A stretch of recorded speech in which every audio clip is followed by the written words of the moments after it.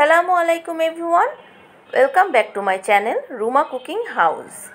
আজ আমি আপনাদের সাথে সহজ একটু রেসিপি শেয়ার করব, সেটা হলো ব্রেড ক্রাম।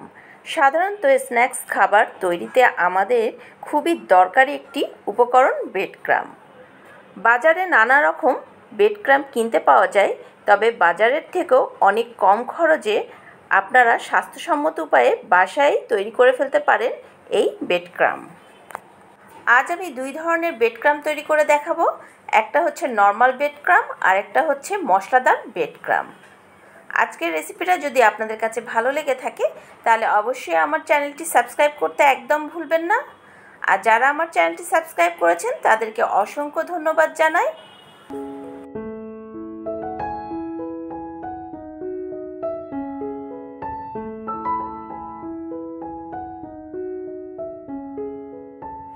ব্রেড ক্রাম তৈরি করার জন্য আমি এখানে বাজারে যে নর্মাল ব্রেডগুলো পাওয়া যায় সেই ব্রেডগুলো নিয়েছি।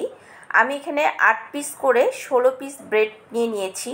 যেহেতু আমি এখানে দুই রকম ব্রেড ক্রাম তৈরি করে আজকে আমি আপনাদের দেখাবো, তো একটা ব্রেড ক্রাম আমি সরিয়ে রাখলাম।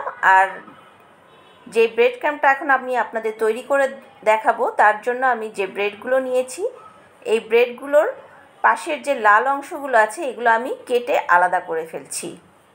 আমি যে নর্মাল ব্রেড ক্রামটা আপনাদের করে দেখাবো তার জন্য এই পাশের লাল অংশটা অবশ্যই বাদ দিয়ে করতে হবে। তো এই তো আমার কাটা হয়ে গেছে, তবে এই অংশগুলো কিন্তু ফেলে দেওয়া যাবে না। আমি সেকেন্ড যে ব্রেড ক্রামটা দেখাবো তার মধ্যে আমি এই ব্রেড ক্রামগুলো ব্যবহার করব। তো এই তো আমি এখন ব্রেডগুলো এরকম ছোট ছোট টুকরো করে নিচ্ছি একটা ছুরির সাহায্যে। আপনারা চাইলে এই ব্রেডগুলো হাত দিয়েও ছোট ছোট টুকরো করে নিতে পারেন। তো এইভাবে ছোট করে টুকরো করে নিলে ব্রেডগুলো ব্লেন্ড করতে সুবিধা হবে, এই জন্যই এভাবে ছোট ছোট টুকরো করে নেওয়া। ব্রেডগুলো সব ছোট ছোট টুকরো করে নিয়েছি। এখন একটা ব্লেন্ডারের সাহায্যে আমি এই ব্রেডগুলোকে সুন্দরভাবে ব্লেন্ড করে নেব।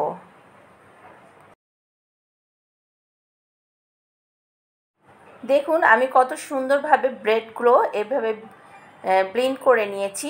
বেশি কিন্তু মিহি করা যাবে না এই ব্রেডগুলো। ঠিক আমি যেভাবে করেছি ঠিক এই রকমভাবে ব্রেডগুলো মিহি করে ব্লেন্ড করে নিতে হবে। এখন আমি নেক্সট যে ব্রেড ক্রামটা করে দেখাবো তার জন্য ব্রেডগুলো কেটে নিচ্ছি। তার জন্য আমি কিন্তু সাইডের লাল অংশগুলো কেটে নিচ্ছি না, আমি এটা সহই এই ব্রেড ক্রামটা তৈরি করব। আমি এভাবে হাতেও ছিঁড়ে নিচ্ছি। দেখুন আমার ছেঁড়া হয়ে গেছে সব। এখন আমি যে আগে ব্রেডগুলো কেটে রেখেছিলাম তার যে পাশের অংশগুলো আছে সেই অংশগুলো আমি এই ব্রেডের সাথে এখন মিশিয়ে দেব। দেখুন সব ব্রেডগুলো কাটা হয়ে গেছে। এখন আমি আবার এই ব্রেডগুলো খুব সুন্দরভাবে গুঁড়া করে নেব এই ব্লেন্ডারের সাহায্যে।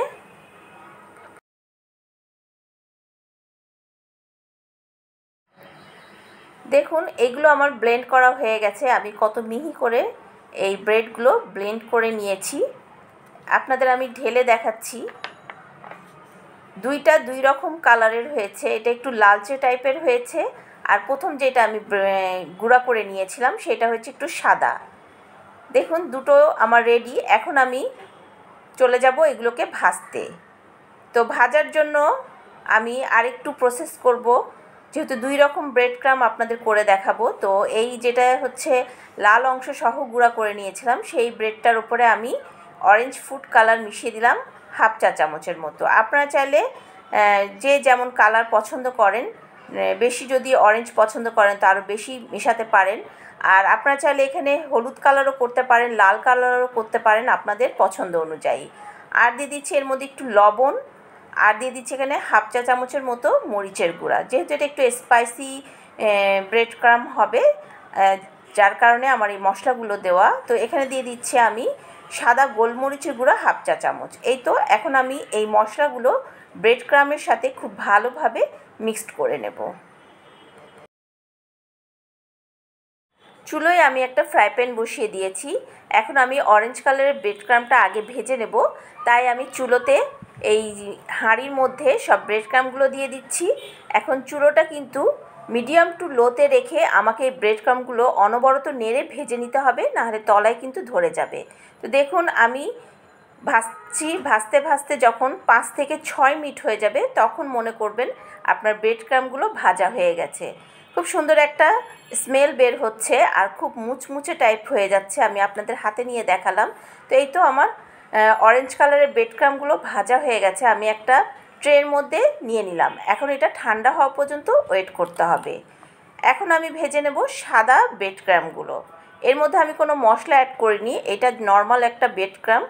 তো এই তো আমি এটাও ফ্রাই প্যানে দিয়ে দিলাম। এখন এইটাও অনবরত নেড়ে আমাকে ভেজে নিতে হবে যতক্ষণ না মুচমুচে ভাজা হচ্ছে।